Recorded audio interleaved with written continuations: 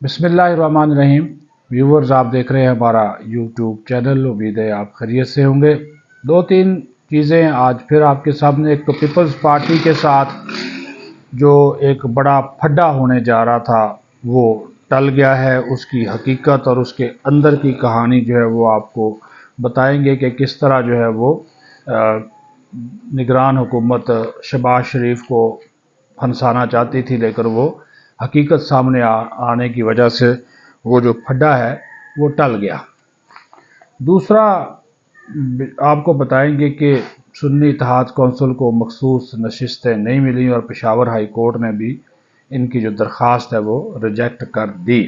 उसकी भी आपको तफसील बताएंगे।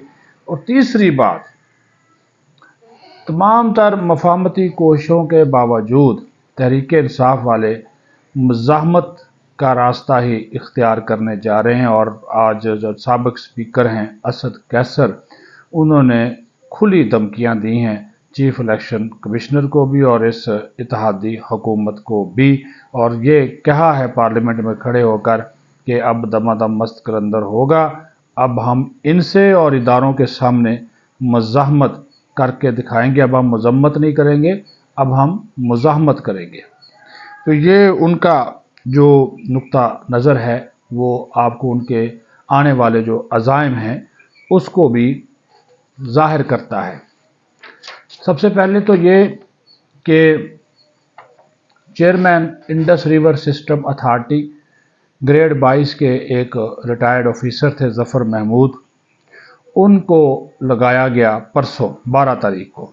जैसे ही नोटिफिकेशन निकला, सिंध हुकूमत सरापा एहतजाज बन गई और कहा कि जो ज़फ़र महमूद हैं ये कालाबाग डैम के चूँकि हामी हैं, मुतनाज़ा ऑफिसर हैं, सिंध के ख़िलाफ़ हैं, तो हम इसको नहीं मानते। और दूसरा, उन्होंने कहा कि इरसा का जो एक्ट है उसके तहत जो चेयरमैन इरसा होता है वो अदारे के अंदर से ही होता है, यानी कि 4 मेंबरान होते हैं। उसमें तो 5वां एक वफाक का मेंबर होता है, नुमाइंदा होता है, तो उसके अंदर ही रोटेशन वाइज वो चलता है, बारी बारी चेयरमैन नहीं दी जाती है। तो उन्होंने कहा जी ये बाहर से आया है। तो बाहर से क्यों आया? निगरान हुकूमत जाते जाते एक आर्डिनेंस साबिक सदर आरफ अलवी से जारी करवा गई और वो मुतराज़ा आर्डिनेंस बन गया।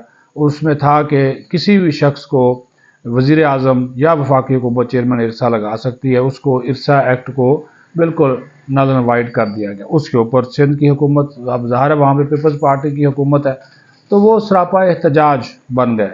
तो उन्होंने कहा जी ये हम नहीं मानते, तो इस तैनाती को आप वापस लें। फिर वज़ीर आज़म और मुराद अली शाह का रब्ता भी हुआ, टेलीफोन होकर वज़ीर आज़म ने कहा जी आप वापस ले रहे हैं। वो आज मुतनाज़ा जो आर्डर था वो वापस ले लिया, नोटिफिकेशन कर दिया और ज़फ़र महमूद की जो तैनाती थी वो रोक दी गई।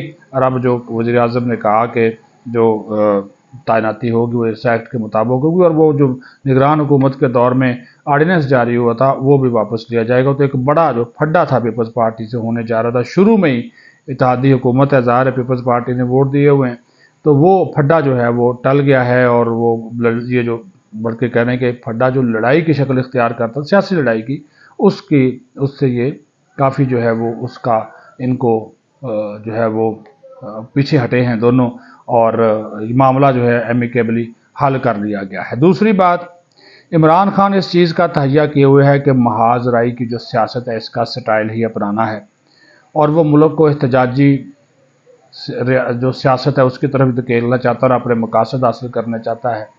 लेकिन अफसोसनाक जो पाकिस्तान की तारीख है, ज़्यादा लंबे नहीं जाते, माजी में 4-5 साल पीछे चले जाएँ, सीधी सी बात है कि रियासत के बगैर, और रियासत से मुराद आप अच्छे तरीके से जानते हैं कि मैं क्या कह रहा हूँ, कि रियासत के बगैर कोई एहतजाजी तहरीक कामयाब हो सकती है, ना ही किसी किस्म का एहतजाज और महाज राई कामयाब हो सकती है, ना अब इसमें जो है वो आप कामयाब जो है वो हो सकते हैं।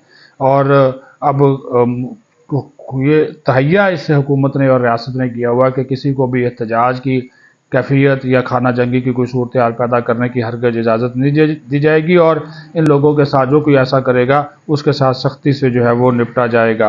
अब वो जो कैदी नंबर 495 वो चाहते जी जिस तरह इस्टेब्लिशमेंट का या रियासत का मेरे ऊपर माजी में आता اسی طرح میرے اوپر ہاتھ ہو، تو وہ ہاتھ جو ہے وہ نظر نہیں آتا۔ وہ اسٹیبلشمنٹ والے بھی کانوں کو ہاتھ لگاتے ہیں کہ ایسے شخص کے اوپر ہاتھ رکھنے سے جو ہے وہ ہم باز آئیں، کیونکہ وہ ماضی کی غلطیاں دہرانے سے وہ صاحب جو ہیں وہ باز نہیں آ رہے۔ اور آج اس کا ایک نمونہ ہم نے جو ہے وہ دیکھا کہ جو سابق اسپیکر ارشد قیصر، انہوں نے قومی اسمبلی کے باہر کھڑے ہو کر پارلیمنٹ کے اندر جو ہے وہ میڈیا سے گفتگو کرتے ہوئے اپنے عزائم ظاہر کیے اپنے یقین کے ساتھ۔ انہوں نے کہا کہ ہماری پی ٹی آئی کی 20 جیتی ہوئی سیٹیں نون لیگ کو دی جا رہی ہیں اور چیف الیکشن کمشنر یہ کر رہا ہے، یہ منشی سے بھی بدتر ہے۔ منشی تو پھر قابل احترام لفظ ہے، اس سے بدتر ہے، اور اگر ایسا کیا گیا تو پھر ہم مزاحمت کی سیاست کریں گے، اور پھر انہوں نے جو کرنا ہے کر لیں۔